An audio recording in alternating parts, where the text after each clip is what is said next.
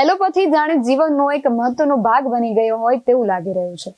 આપણા દેશમાં આયુર્વેદિક, હોમિયોપેથિક જેવી થેરપી હોવા છતાં જલ્દીથી આરામ મળે એટલા માટે લોકો એલોપેથી જ પસંદ કરતા હોય છે. અને હવે તો લોકો અમુક દવાઓ લેતા પહેલા ડોક્ટર કે કેમિસ્ટને પૂછવાની તસ્દી પણ નથી લેતા. ઘરમાં જ દવાઓનો સ્ટોક કરી રાખે છે અને જરૂર લાગે ત્યારે લઈ લે છે. આવી જ એક મેડિસિન છે પેરાસિટામોલ. આ સિવાય આજકાલ એક શબ્દ ખૂબ પ્રચલિત થયો છે જે છે જેન ઝી. પરંતુ આ જેન ઝી સામે અમુક પડકારો ઉભા થઈ રહ્યા છે એ જાણવાનો પણ પ્રયત્ન કરીએ. જય હિન્દ, વાત વિગતવાર સાથે હું છું નિધિ ગઢવી.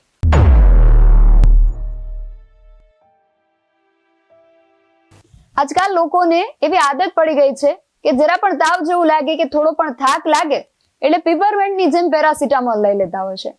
તાજેતરમાં જ દવાઓની ગુણવત્તાને લઈને જે પરીક્ષણ થયું એ આ રીતે જોયા જાણ્યા વગર દવાઓ લેતા લોકો માટે ચેતી જવા જેવો મામલો છે. હમણાં જ જાહેર થયેલા અહેવાલ અનુસાર પેરાસિટામોલ ટેબ્લેટ સહિતની 53 થી વધુ દવાઓ ગુણવત્તા પરીક્ષણમાં નિષ્ફળ નીવડી છે. માત્ર એક જ નહીં, પ્રચલિત એવી ઘણી મેડિસિન સહિત 53 મેડિસિન પરીક્ષણમાં નિષ્ફળ નીવડી છે.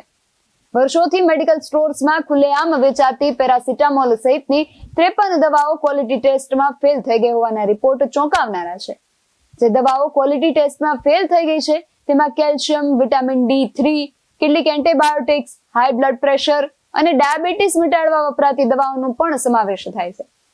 Central drug standard control organisation દ્વારા પ્રતિબંધિત દવાઓમાં દર્દમાં રાહત આપતી દવા ડિક્લોફેનેક, તાવ ઘટાડવાની દવા પેરાસિટામોલ, એન્ટીફંગલ દવા ફ્લુકોનાઝોલ અને કેટલીક વિટામિનની દવાઓનો સમાવેશ થાય છે.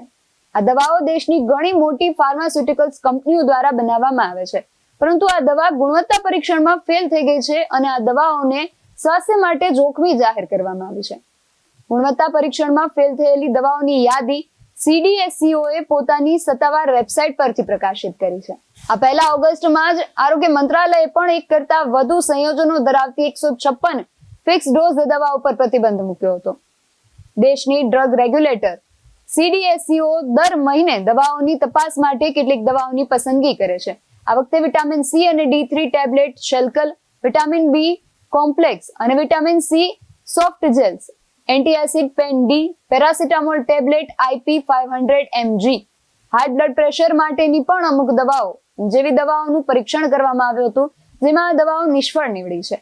જોવા જેવી વાત એ છે કે આ દવાઓ Hetero drugs, Alkem laboratory, Hindustan antibiotics limited, Karnataka antibiotics and pharmaceuticals limited, Meglife sciences, pure and cure healthcare આ બધા જેવી અગ્રણી કંપનીઓ દ્વારા બનાવવામાં આવી છે.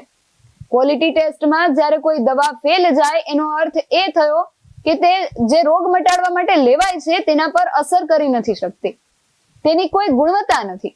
શરીરમાં જે બેક્ટેરિયા કે વાયરસને ખતમ કરવા માટે દવા લેવાતી હોય એ દવા અસર વિહોણી રહે છે. આવી ગુણવત્તા વિહોણી દવા એ માત્ર બિનઉપયોગી પાવડર બની જાય છે જે શરીરને નુકસાન કરી શકે છે. પેરાસિટામોલ એ તાવ માટેની ટેબ્લેટ છે જેનું ખૂબ મોટા પાયે વેચાણ થાય છે. આજકાલ ચોમાસાના કારણે રોગચાળો વકર્યો છે ત્યારે આવામાં લોકો હાલતા ને ચાલતા પેરાસિટામોલ લઈ લેતા હોય છે. અને અત્યારે તો એવું થઈ ગયું છે કે લોકોને કેટલીક ઘરેલું દવાઓના નામ પણ મોઢે થઈ ગયા છે. લોકો તાવની, દુખાવાની, ઉલટીની આ બધી ગોળીઓ ઘરમાં અને ક્યાંક બહાર જવાનું હોય તો ત્યાં પણ સાથે રાખતા હોય છે. અને આ સિવાય ઓફિસોમાં પણ લોકો પેરાસિટામોલ અને શરદીની દવાનો સ્ટોક ભરી રાખતા હોય છે. અને સાવ સામાન્યપણે પણ જાહેરમાં દવાઓ લેવાની વાતો પણ છૂટથી કરતા હોય છે. પણ આવી છૂટથી લેવાતી દવાઓ જો ક્વોલિટી ટેસ્ટમાં ફેલ જાય તો જેણે તેનો ઉપયોગ કર્યો હોય તેનું શું? આવી ટેબ્લેટના સ્ટોકનું શું? આ પ્રશ્નનો જવાબ ક્વોલિટી ટેસ્ટ કરીને તેને અયોગ્ય જાહેર કરનારા લોકો પાસે પણ નથી. પેરાસિટામોલ એ તાવ મટાડવા માટેની ગોળી છે તે દરેક જાણે છે. કોરોના કાળમાં ડોલો પણ ખૂબ ઉપડી હતી. લોકો એકબીજાને ડોલો ટેબ્લેટ લેવાની સલાહ આપતા હતા. ડોલો એ પણ પેરાસિટામોલ જ છે પરંતુ તે બ્રાન્ડના નામથી વેચાય છે. આપણે ત્યાં પ્રોબ્લેમ એ જ છે કે લોકો જાતે જ ડોક્ટર બનવા બેસે અને ત્યાં જ મુશ્કેલીઓ ઊભી થાય છે, જેને અંગ્રેજીમાં કે ઔપચારિક ભાષામાં સેલ્ફ મેડિકામેન્ટ કહેવાય છે. સેલ્ફ મેડિકામેન્ટનું જોર હાલ આપણા દેશમાં ખૂબ વધી રહ્યું છે અને એટલું વધી ગયું છે કે તેના કારણે સામાન્ય તાવ કે વાયરલ ઇન્ફેક્શનને કોઈ ગણકારતું જ નથી અને સીધા જ પોતે જ ડોક્ટર બનીને મેડિકલ સ્ટોર્સ પર જઈને દવા ખરીદી લે છે. સામાન્ય તાવ કે એલર્જી માટે લોકો પોતે જ ડોક્ટર બની જતા હોય છે, જે ખરેખર જીવલેણ સાબિત થઈ શકે છે. મોટા ભાગના દેશોમાં જતા ભારતીયો પ્રવાસના સાથે રોજિંદી જરૂરિયાતોની દવા પણ સાથે લઈને જાય છે. વિદેશમાં અને એમાં પણ ખાસ કરીને ઓસ્ટ્રેલિયા, કેનેડા અને અમેરિકામાં ડોક્ટરના પ્રિસ્ક્રિપ્શન વગર એક પણ દવા નથી મળતી. તેમાં એન્ટીબાયોટિક્સ મેળવવા માટે તો ફાંફા મારવા પડે છે, એવા ઘાટ સર્જાય છે. જ્યારે આપણે ત્યાં તો શહેરો કે ગામડાઓની કોઈ પણ દવાની દુકાનમાં ડાયરિયા એટલે કે ઝાડા બંધ કરવાની ગોળીઓથી લઈને ઘણા બધા પ્રકારની દવાઓ આસાનીથી મળી જાય છે. સેલ્ફ મેડિકામેન્ટ એટલે કે જાતે જ કઈ દવા લેવી તે નક્કી કરવું. લોકો જાતે જ દવાઓ એટલા માટે લેતા હોય છે કે આવી દવાઓ મેડિકલ સ્ટોર્સમાં આસાનીથી મળી રહે છે અને મેડિકલ સ્ટોર્સ વાળા પણ ડોક્ટરની ભૂમિકા ભજવતા જોવા મળે છે. સેલ્ફ મેડિકામેન્ટનો કોન્સેપ્ટ પ્રચલિત એટલામાં થયો છે કારણ કે લોકો પાસે ડોક્ટર પાસે જવાનો ટાઈમ જ નથી અને ડોક્ટરો દરેક સમયે ઉપલબ્ધ નથી હોતા. જ્યારે મેડિકલ સ્ટોર્સ પર પ્રતિબંધિત દવાઓ પણ મળી જતી હોય છે. જ્યારે કોઈ દવા ક્વોલિટી ટેસ્ટમાં ફેલ જાય ત્યારે તેને લોકોના આરોગ્ય સાથે ચેડા કરવા સાથે સરખાવી શકાય. ભારતમાં બનતી દવાઓ વૈશ્વિક તખ્તા પર અનેકવાર બદનામ થઈ ચૂકી છે. જેમ કે ક્યારેક કફ સિરપની આખી બેચ કેન્સલ થઈ જાય છે, તો ક્યારેક આઈ ડ્રોપની બેચ કેન્સલ થઈ જાય. આવી ઘટનાઓના કારણે ફાર્માસ્યુટિકલ્સ ક્ષેત્રે ભારતની ઇમેજ બગડી ચૂકી છે. સેલ્ફ મેડિકામેન્ટ ખૂબ જોખમી બાબત છે. શરીરને કયા તત્વની એલર્જી છે અને કઈ દવાની એલર્જી છે તે જોયા જાણ્યા વગર સીધી જ દવા લઈ લેવી તે ખૂબ જોખમકારક બની રહે છે. એક તરફ પોતાની જાતે જ તાવ જેવા રોગની દવા ખરીદતા લોકો છે, તો બીજી તરફ મેડિકલ સ્ટોર્સના કાઉન્ટર પર આસાનીથી ખરીદી શકાય તેવી ગુણવત્તા વિહોણી પેરાસિટામોલ જેવી દવાઓ પણ મળી રહે છે. આરોગ્ય ક્ષેત્રે લોકો જોખમ પર સવારી કરી રહ્યા છે. પોતાની મેળે જ દવા લેવી કે તે સંદર્ભે કોઈને સલાહ આપવા, આ બંને બાબતોથી દૂર રહેવું જરૂરી છે. ખરેખર મેડિકલ જગતે સેલ્ફ મેડિકામેન્ટ સામે ઝુંબેશ શરૂ કરવાની જરૂર છે. આવી રીતે જોખમી બાબતોમાં પણ મનમાની કરતા લોકોમાં યુવા વર્ગ વધારે જોવા મળતો હોય છે અને યુવા વર્ગને લઈને હાલ એક શબ્દ ખૂબ ચર્ચામાં છે, જે છે જેન ઝી. દુનિયાભરમાં કંપનીઓ જેન ઝીને નોકરીમાંથી કાઢી રહી છે. જેન ઝી શું છે અને તેમને કેમ નોકરીમાંથી કાઢવામાં આવી રહ્યા છે તેને જાણવાનો પ્રયત્ન કરીએ. જેન ઝી એટલે કે જનરેશન ઝેડ વર્ષ 2000 ની આસપાસ જન્મેલી પેઢીને કહેવામાં આવે છે. તાજેતરમાં આ પેઢીના કર્મચારીઓને નોકરીમાંથી કાઢી મૂકવાનું ચલણ ખૂબ વધી ગયું છે. તો ઘણી કંપનીઓ જેન ઝીને નોકરી આપવામાં પણ અચકાઈ રહી છે. એક રીતે જોઈએ તો આ પેઢી ઇન્ટરનેટ સાથે ઉછરેલી પેઢી છે અને આ પેઢી ઇન્ટરનેટ સાથે ઉછરેલી પહેલી પેઢી છે, તેથી તે વધુ ટેકનો સેવી છે. તે યુવાની અને ઉત્સાહથી ભરેલી પેઢી છે, છતાં તેમને નોકરીમાંથી કાઢવામાં આવી રહ્યા છે. આવું થવા પાછળ અમુક કારણો પણ છે.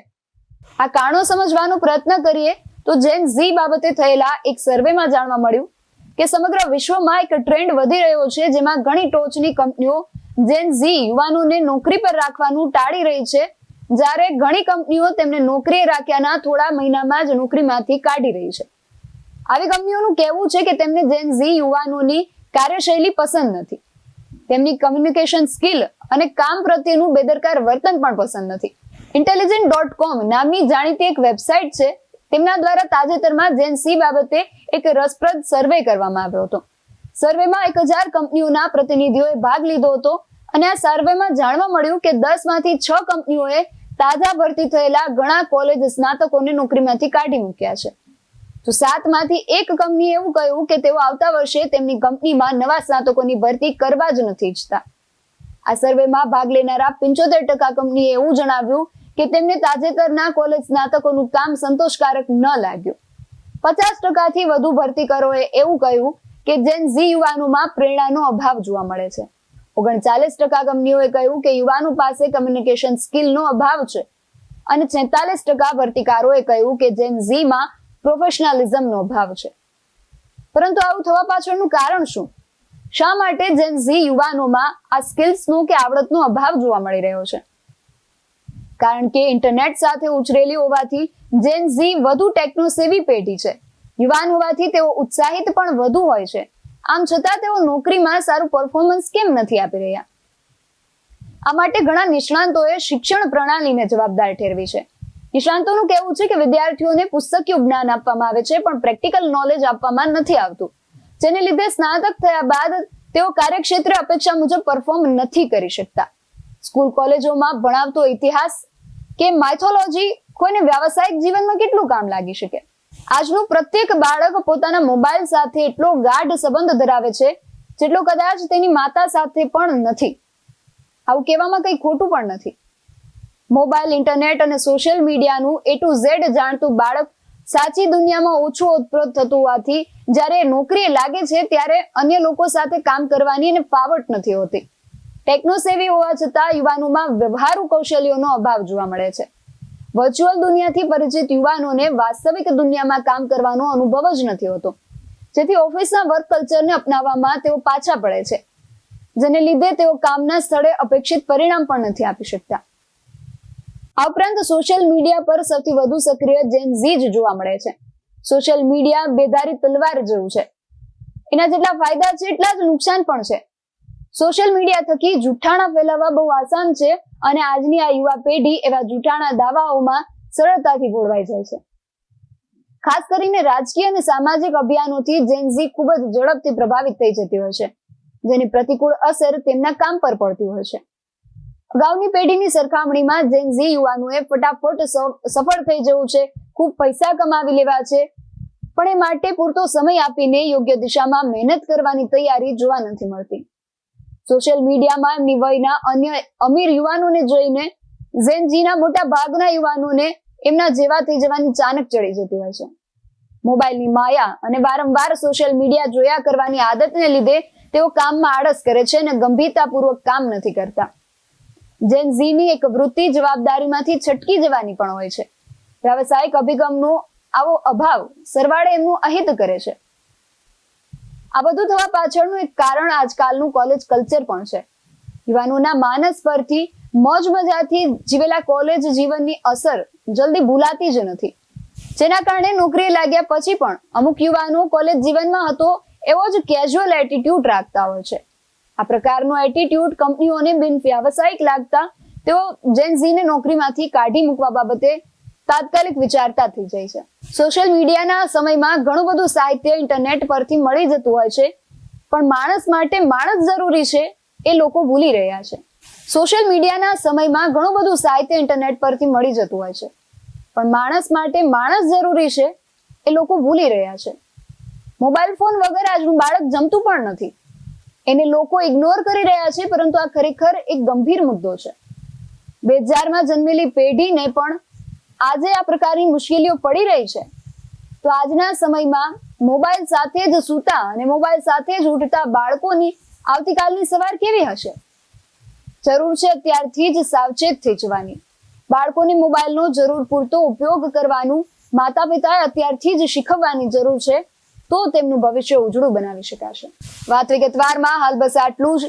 તમે મારી YouTube ચેનલને સબસ્ક્રાઇબ કરવાનું અને અમને Facebook અને Instagram પર ફોલો કરવાનું ભૂલશો નહીં. બાકી અવનવી અપડેટ્સ માટે આપ જોતા રહો BSI TV ન્યૂઝ. નમસ્કાર.